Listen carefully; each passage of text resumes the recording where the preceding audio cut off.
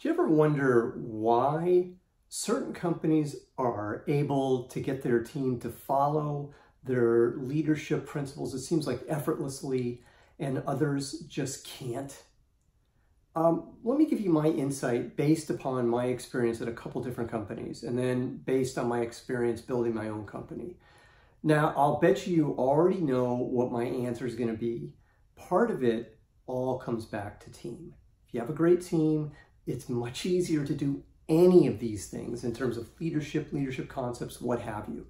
But having said that, it also has a lot to do with the leader.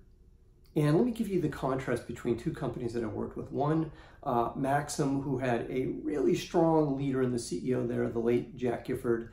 And the other one, this company named Maxim, which I worked at right after Maxim, where the leader was not so strong. And in one case, Maxim's case, they had all these leadership principles. They had rule after rule after rule. And guess what happened? Nobody followed the rules because nobody believed in the leader. And that's what it all comes back to in any of these things is, you know, as a leader, you have the responsibility in terms of a very simple principle. You have to walk the walk and talk the talk. And if you walk the walk and you talk the talk, and you exhibit all the leadership principles and the key and, let's go back to the first point, hire a really good team, that's how you're going to get people to follow the leadership principles that you want. And oh, by the way, one more thing.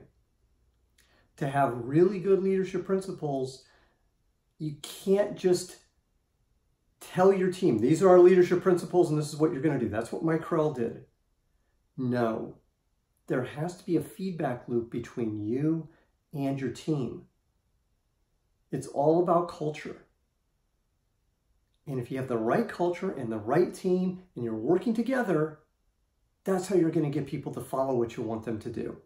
It's quite simple at the end of the day. I'm Brett at brettjfox.com. Have a great, great day.